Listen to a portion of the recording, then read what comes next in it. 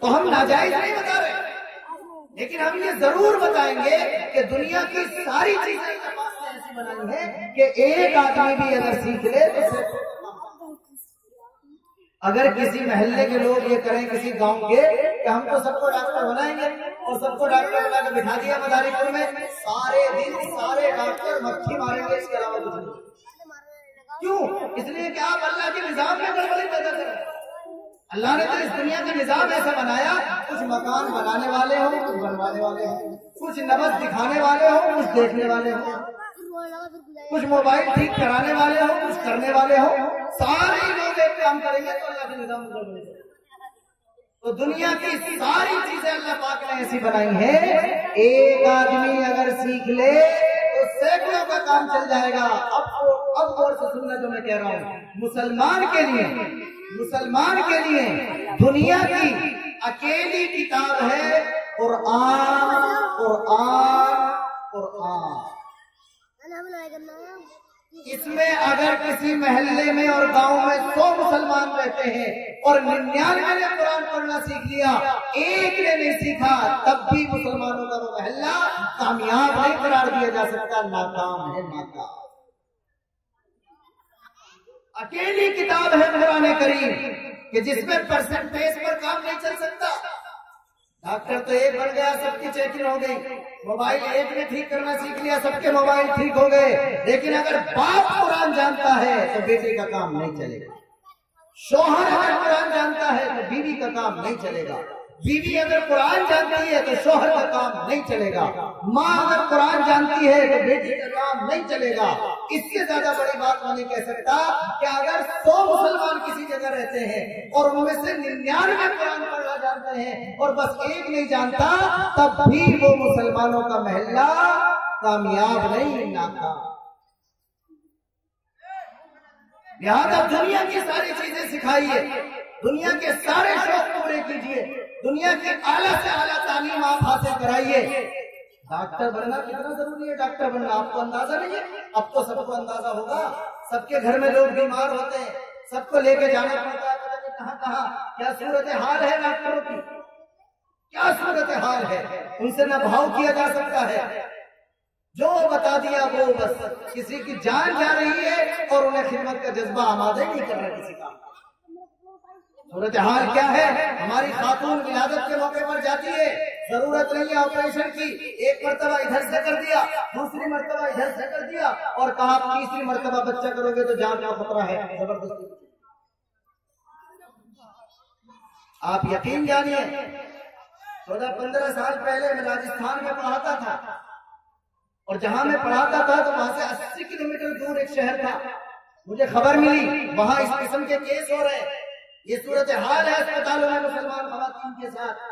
اور پھر مجھے یہ پتا چلا کہ وہاں کی ایک مسلم لڑکی باقاعدہ ڈاکٹری کر کے آئی ہے اور اس نے اپنا نرسنگ ہوم شروع کیا ہے۔ آپ یقین جانیے میں 80 کلومیٹر کا اپنے آپ سفر کر کے اس کو مبارکباد دینے کے لیے، ناجائز نہیں بتائی جا رہی یہ چیزیں، لیکن آپ کو پیار سے یہ ضرور بتانے کی کوشش کی جا رہی ہے کہ جو چیزیں آپ سکھانا چاہتے ہیں شوق سے سکھائیے، اعلیٰ درجے تک جائیے، لیکن بنیاد میں قرآن کریم آپ کے ہر بچے کے پاس ہونا چاہیے۔ اگر کسی مسلمان کے گھر میں بیٹی بیٹا پیدا ہوا اور وہ اسے بڑا پرورش کرتا گیا اور اس کی عمر اتنی ہو گئی کہ اس پر نماز فرض ہو گئی، لیکن ابھی اس سے قرآن کریم صحیح پڑھنا نہیں آیا، تو ہم نے اپنے مسلمان ہونے کا حق نہیں ادا کیا۔ ناراض ہونا ہو تو ہو جائیے گا میرے اس لفظ سے، لیکن اس کے علاوہ میں کوئی لفظ نہیں بولتا۔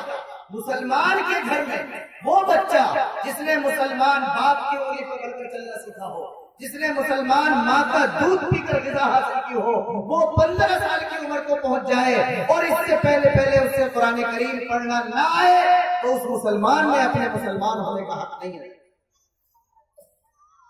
اس نے ان مسجد کے مناروں کا حق نہیں ادا کیا، اس نے ان مدرسوں کا حق نہیں ادا کیا۔ تیرے پاس مسجد تھی، مسجد میں امام تھے، تمہارے گاؤں میں مدرسہ تھا، مدرسے میں پڑھانے والے تھے، ان میں پڑھنے والے تھے، تم نے اپنے بچوں کے لیے قرآن کریم کے صحیح پڑھنے پڑھانے کا انتظام کیوں؟ دو باتیں ہو گئی میری، اور اب تیسری بات کہہ کے چھٹی لے رہا ہوں۔ نمبر ایک بات یہ کی ہے کہ آج آگے بڑھنے کا دور، آج کا اللہ نے مزاج بنایا ہے آگے جانے کا، اور ہم بھی آگے جانا چاہتے ہیں، تو دنیا کے اعتبار سے ترقی حاصل کرنی ہو یا آخرت کے اعتبار سے کامیابی، اس لفظ پر غور کرنا ہے، دنیا کے اعتبار سے ترقیات حاصل کرنی ہو یا آخرت میں اللہ کے یہاں جا کر کے کامیابیاں اور ترقیاں حاصل کرنی ہو، تو علم اور تعلیم کے بغیر کوئی ذریعہ۔ لہٰذا پھر میں دوبارہ سے دوہرا رہا ہوں، آپ کو سختی سے گزرنا پڑے، آپ کو مصیبتوں سے گزرنا پڑے، آپ کو ایک ایک پیسہ جمع کرنا پڑے، آپ کو بھوکا کبھی کبھی رہنا پڑ جائے، ساری چیزیں برداشت کر لینا، لیکن اولاد کو بے پڑھا لکھا مت کرنا۔ یہ کام کر کے جائیں گے، اللہ تبارک و تعالیٰ دنیا اور آخرت کے اعتبار سے سربلندی عطا فرمائے گا، کریں گے انشاءاللہ العزیز۔ نمبر دو یہ میں نے بتلایا، جائز دنیا کی بہت ساری چیزیں ہیں، لیکن وہ ساری چیزیں ایسی ہیں، ایک آدمی سیکھے گا تو سینکڑوں کا کام چلے گا، مگر قرآن جو اس مدرسے میں پڑھایا جائے، مدرسے میں بھیا ڈاکٹر بھی نہ بنائے جا رہے، ماسٹر انجینئر بھی نہ بنائے جا رہے، پائلٹ بھی نہ بنائے جا رہے، اور کچھ بھی نہیں بنایا جا رہا، بس مدرسہ تو یہ محنت کرتا ہے کہ آپ کے ہر بچے اور بچی کو قرآن کریم صحیح پڑھنا آ جانا چاہیے۔ اس کے علاوہ اگر آپ کو اللہ توفیق دے کہ آپ اس بچے کو دین کی تعلیم کا اسپیشلسٹ بنا دیں تو بڑی مبارکباد بات، بڑی شاندار بات ہے، بڑی اعلیٰ درجے کی بات ہے۔ اور آپ کو اندازہ نہیں ہے، جن بزرگوں کو اندازہ ہے ان سے آپ معلوم کر کے دیکھیے کہ جب کوئی مصلی پر کھڑے ہو کر نماز پڑھاتا ہے اور اس کا باپ پیچھے صف میں مقتدی ہوتا ہے، اسے کتنی خوشی ہے، اسے الفاظ میں نہیں بیان ہے۔ وہ باپ بنیے جو اپنے بیٹے کے پیچھے نماز پڑھے، وہ باپ بنیے کہ جب انتقال ہو تو اس کے جنازے کے سامنے اس کا بیٹا اس کے لیے دعا کرے۔ ایمانداری سے بتائیے، اپنے کا جذبہ تو اپنے کا ہوتا ہے، بیٹا تو بیٹا ہوتا ہے، جنازہ سامنے رکھا ہے اور نماز پڑھانے کے لیے بیٹا کھڑا ہے، تو نماز تو کوئی بھی پڑھائے جنازے کی نماز ہو جائے گی، لیکن دعا بیٹے کے دل سے جیسے انداز پر نکلے گی، کسی دوسرے کے دل سے ایسے انداز پر نہیں نکلے گی۔ اس لیے دنیا کی ساری تعلیمات، دنیا کی ساری چیزیں یقیناً بہت ساری چیزیں سیکھنے کی ہیں اور سمجھنے کی ہیں، لیکن اللہ نے ان کو ایسا بنایا کہ ایک آدمی سیکھ لے تو ہزاروں کا کام کر دیتا ہے، لیکن قرآن کریم ایسی کتاب ہے کہ ہر مسلمان مرد و عورت کے لیے اس کا سیکھنا الگ الگ ضروری ہے۔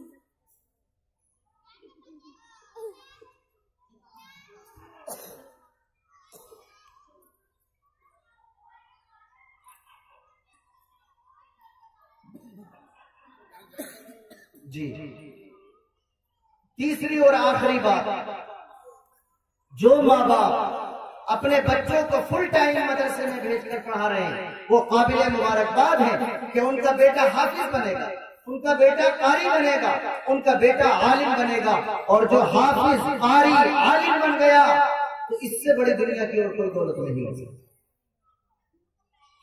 آج کل منہ میں پانی آتا ہے نا، منہ میں پانی، بلڈنگ دیکھ کر، موٹر سائیکل دیکھ کر، اچھی گھڑی دیکھ کر، اچھا موبائل دیکھ کر منہ میں پانی آتا ہے۔ میں ہمیشہ کہتا ہوں اگر منہ میں پانی آئے حافظ کو دیکھ کر آنا چاہیے، قاری کو دیکھ کر آنا چاہیے، عالم کو دیکھ کر آنا چاہیے، اس لیے کہ جو مدرسے میں محنت کر کے حافظ قاری عالم بن گیا وہ نبی کا وارث ہے، وہ نبی کا وارث بن گیا۔ خوش قسمت ہے وہ ماں باپ کہ جن کی اولاد میں نبی کے وارث پیدا ہے۔ اور یاد رکھنا، کئی مرتبہ لوگ یہ سمجھتے ہیں کہ ان کی کیا حیثیت ہے بیچاروں کی، حافظ صاحب، مولانا صاحب، ان کی کیا ویلو ہے، تو اسے بھی سمجھو اچھی طرح، ان سے زیادہ کسی کی ویلو ہے ہی نہیں۔ کیسے؟ دیکھو، ہر چیز کے پرکھنے کی جگہ ایک نہیں ہوتی، الگ الگ ہوتی ہے۔ بھائی لوہا اگر پرکھنا ہو تو کس کے پاس لے جانا پڑے گا؟ ارے بولو، ارے بھیا بول جاؤ کچھ. لوہار کے. اور سونا پرکھنا ہو تو کس کے پاس لے جانا پڑے گا؟ نار کے. اگر سونا پرکھوانا ہے اور لوہار کے یہاں چلے گئے تو کیا فائدہ؟ اس لیے جب کسی کی طاقت کو جاننا چاہو، جب کسی کی حیثیت کو سمجھنا چاہو، جب کسی کی ویلو کو دیکھنا چاہو، تو ہر آدمی کی حیثیت دیکھنے کے لیے اللہ نے ایک جگہ نہیں بنائی، الگ الگ. جو شخص حافظ کی حیثیت دیکھنا چاہتا ہے، قاری کی حیثیت دیکھنا چاہتا ہے، عالم کی حیثیت دیکھنا چاہتا ہے، تو میرا اللہ یہ کہتا ہے کہ یہ سب میرے نبی کے وارث ہیں.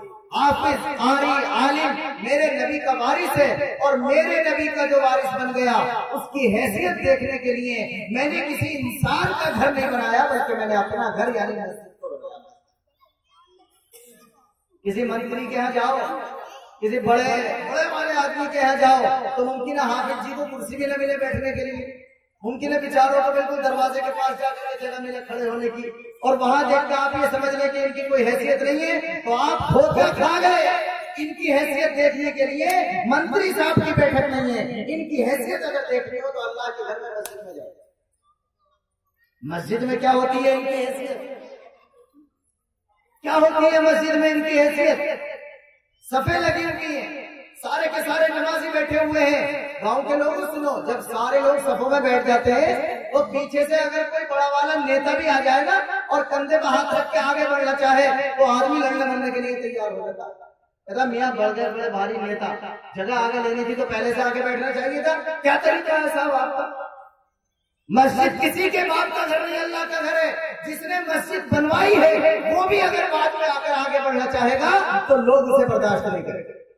یہ بھیا تو گھر میں جو جنت میں جو تیرے لیے محل بن گیا اس میں تو ہمیں گھسنے دیے یا مت گھسنے دیے، لیکن یہاں چاہے تم نے 10 لاکھ کو نہ خرچ کر دی ہو، پہلے آئے گا تو آگے بیٹھے گا، بعد میں آئے گا تو. لیکن جو نبی کا وارث بن گیا، جو حافظ بن گیا، جو قاری بن گیا، جو عالم بن گیا، اس کی ویلو کیا ہوتی ہے؟ صفیں بچھی ہوئی ہیں. جماعت کا ٹائم ہوا، حجرے میں سے مولانا صاحب نکل کر کے آئے اور سب کو کراس کرتے ہوئے اس جگہ جا کر کھڑے ہو گئے جہاں مسجد نبوی میں اپنی زندگی میں ہم سب کے نبی جناب محمد رسول اللہ صلی اللہ علیہ وسلم کوئی نہیں ٹوک سکتا. اب وہ نبی کا وارث بن گیا. کسی کی مجال لے کے پوچھے تیری برادری کیا ہے، کسی کی مجال لے کے پوچھے تیرا خاندان کیا ہے، کسی کی مجال لے کے پوچھے تو کتنے پیسے والا ہے، کسی کی مجال لے کے پوچھے تیرے پاس کرسی ہے کہ نہیں ہے. نبی کا وارث بن گیا تو کسی برادری کا ہو، کسی خاندان کا ہو، کیسی ہی اس کی صورتحال ہو، کتنا ہی غریب کیوں نہ ہو، وہ سب کے کندھوں کو کراس کرتا ہوا مصلی پر جا کر منہ میں پانی آئے تو نبی کے وارثوں کو دیکھتے ہیں. دل میں لالچ پیدا ہو تو یہ ہونا چاہیے فلاں حافظ بن گیا، فلاں کا بیٹا عالم اور قاری بن گیا. میں بھی چاہتا ہوں کہ میری نسل کے اندر نبی کے وارث اور قرآن کریم کو سیکھنے سکھانے والے کریں گے. بھیا انشاءاللہ سیکھیے کچھ بھی، لیکن جن ماں باپ کے بچے فل ٹائم مدرسے کے اندر آ رہے ہیں تو حافظ قاری بن کر نبی کے وارث بنیں گے، ان کے لیے میری طرف سے مبارکباد.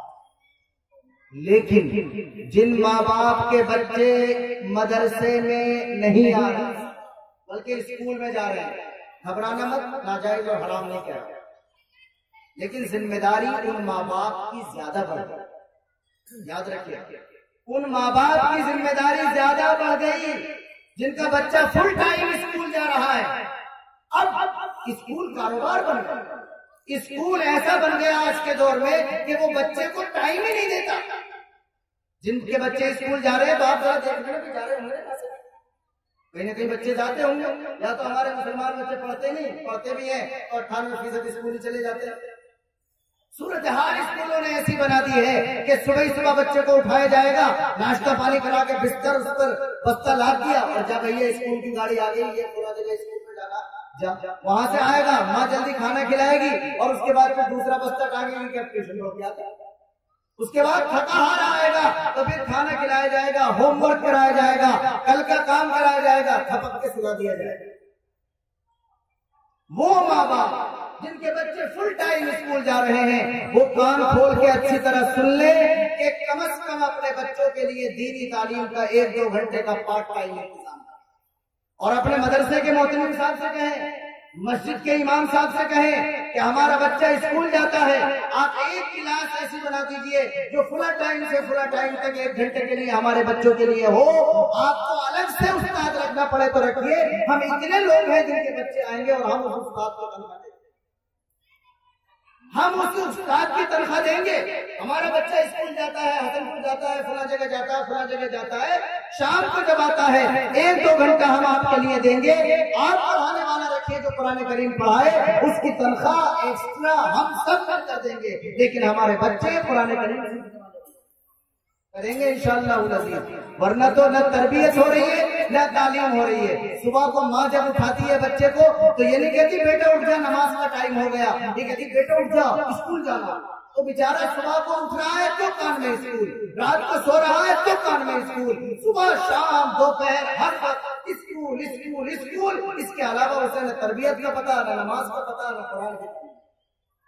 اس لیے جن کے بچے مدرسے میں فل ٹائم پڑھ رہے ہیں مبارکباد کے مستحق ہے وہ لوگ. لیکن جن کے بچے فل ٹائم اسکول جا رہے ہیں، جائز ہے، شوق سے پڑھائیے، جو پڑھانا ہو پڑھائیے، اعلیٰ درجے کی تعلیم دیجیے، خوب بچے ترقی کریں، ہم سب کی دعا ہے. لیکن اگر وہ ترقی کر گئے، قرآن کریم پڑھنا نہ سیکھا، تو ان کی نمازوں کا کیا حشر ہوگا، ان کی آخرت کا کیا حشر ہوگا.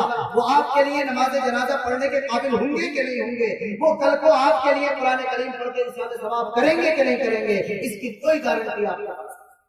لہٰذا میں نے یہ باتیں کی. اجازت لیتا ہوں کہ آج تعلیم ایک ذریعہ ہے جس کو آپ اپنائیں گے تو دنیا اور آخرت میں اللہ پاک ترقیات سے نوازے گا.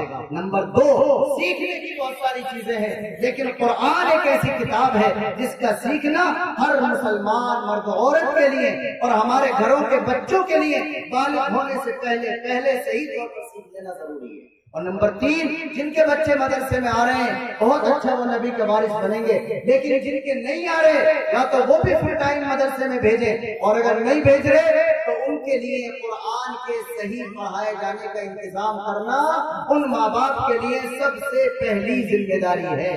اللہ تبارک و تعالی ہم سب کو سچا یقین نصیب فرمائے، قرآن کریم کو سمجھنے کی اور دین اسلام کو سمجھ کر اپنی زندگی میں اس کو برتنے کی توفیق عطا فرمائے. وآخر دعوانا